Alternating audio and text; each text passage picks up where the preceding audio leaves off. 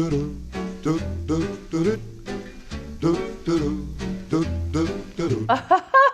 guys, what is this? Okay, surprise, I guess. I don't know what's about to happen. Let's see. Oh my God. Oh my God. Look at this. A gift box from Lindt. Thanks, Lindt Canada. Look at this. Oh my God. Oh yeah, baby. What else? Oh wow, that's so good. Fleur de sel. We're gonna do some chocolate lace cookies. I'm gonna put a little bit of a Joe twist on it. So here we go. I also love this recipe because you really don't have to take out a mixer. You just mix everything right into the bowl. So I'm gonna start by taking half a cup, that's a quarter cup, and another quarter here. So this is ground oats. So it's not oat flour, but you know, I use I call it a whizzy chop. I use the whizzy chop. I put in my oats and I just kind of shake this around a few times just so I get a nice, fine kind of ground down oat. That's gonna really help this cookie kind of hold together and become lacy. I'm also gonna take a half a cup of sugar, and also a half a cup of flour. Okay. So into that, I'm going to mix a little bit of a pinch of salt and a quarter of a teaspoon of baking powder. Always have it pretty level. That's how we like it. Not too much, not too little. And now we're going to mix in some wet ingredients. What I've done here is just simply melted down a third of a cup of butter. You can do it on a stovetop if you want, or you can do it in the microwave, whatever is easier. Make sure it's nice and liquid. So don't waste anything, scrape it all out. So that's going in there. I'm also going to put 2 tablespoons of cream. That makes these cookies really nice and luxurious. And what else am I putting in here? 2 tablespoons of corn syrup. But I wanted to show you a little trick for the corn syrup because, of course, it's sticky, it gets everywhere. I take a tiny bit of vegetable oil and I just rub it in my cup or spoon. And then that way, when I pour in the corn syrup, tricky little ingredient. This is actually a 2 tablespoon measure. When I pour it in, it's just going to kind of slip right out of there. So I don't have to worry about scraping it. It's not going to get all stuck. It just kind of like comes right out. Super easy like that. You don't waste anything. All right, so we're going to mix this up. You know, I always love to add things to my recipes, so feel free. I tried this recipe a little bit earlier and I put in some crunchy cocoa nibs. You could probably put in some pieces of almonds if you want. You can really make it your own, tiny bits of dried fruit. I happen to like it just plain because we're gonna put a ton of chocolate. Why would you put anything less than a ton of chocolate? And we're gonna kind of dress it up a little bit. So I'm gonna leave mine plain and put all my fun stuff on the outside. So I just love recipes like this because it's done.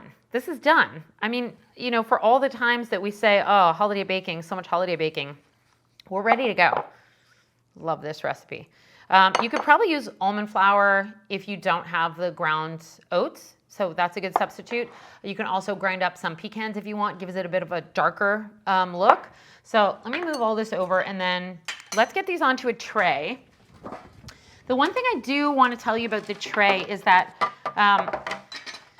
these cookies are very particular and they like to spread out and they like to be really flat. So I have a sheet of parchment here, but what I like to do is actually cut off the sheet. Normally I fold it under. You've probably seen me fold it under before.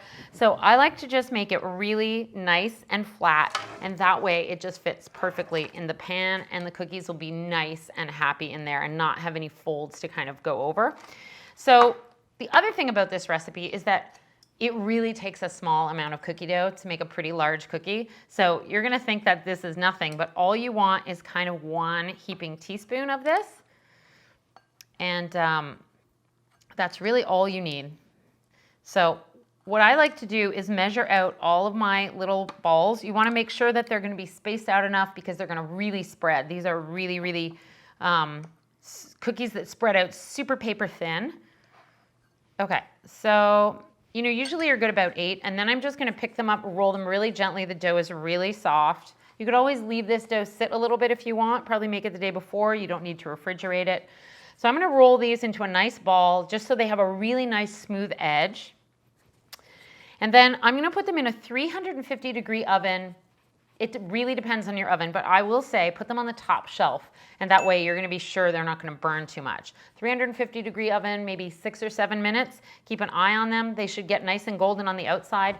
When you take them out, they're gonna keep going a little bit. So don't worry if they're a little bit on the blonde side. You just wanna make sure they're gonna get crispy.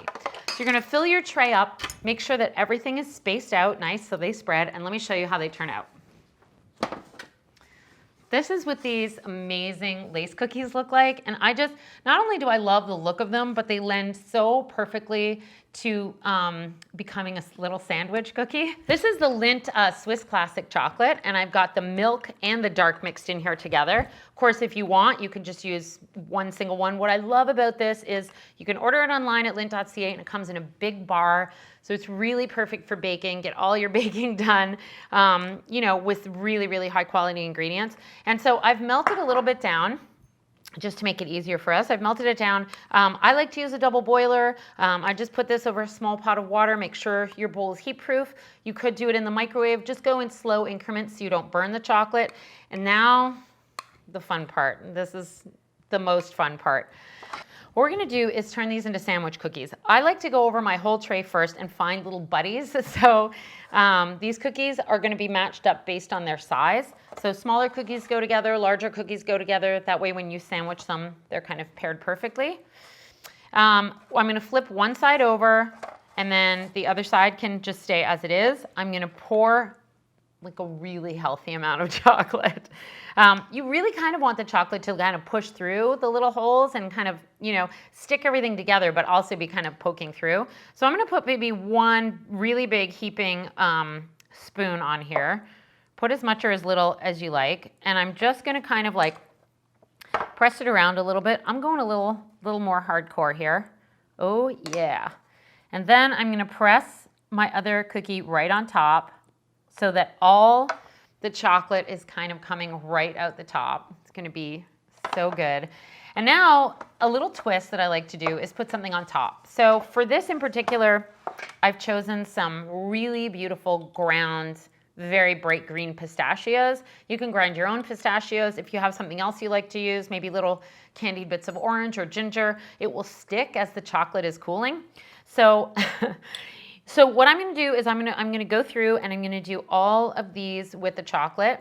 And while the chocolate is still nice and warm, I'm gonna sprinkle this over, and we're gonna end up with these just gorgeous cookies. Flip it over very, very carefully. They're very delicate. Shake a little bit off. I'm gonna do a flip over. Ooh, that's got some nice coverage on there. Okay, sprinkle that over. I mean, who doesn't want to enjoy that? Working with Lindt chocolate, it's an amazing way to savor the season. Don't forget, you can shop at lindt.ca, pick it up in your grocery store, and make all of these for your friends and family. So let's get them onto a beautiful platter. Always the best way to serve something is on a beautiful platter. Even if you're celebrating without the same amount of people as you might have been last year, you could drop these off at neighbors and friends. They'll be so overjoyed to have these. And thanks so much, Lindt Canada. This was really, really fun, and gave me an opportunity to make probably my favorite cookie in the whole world. Enjoy.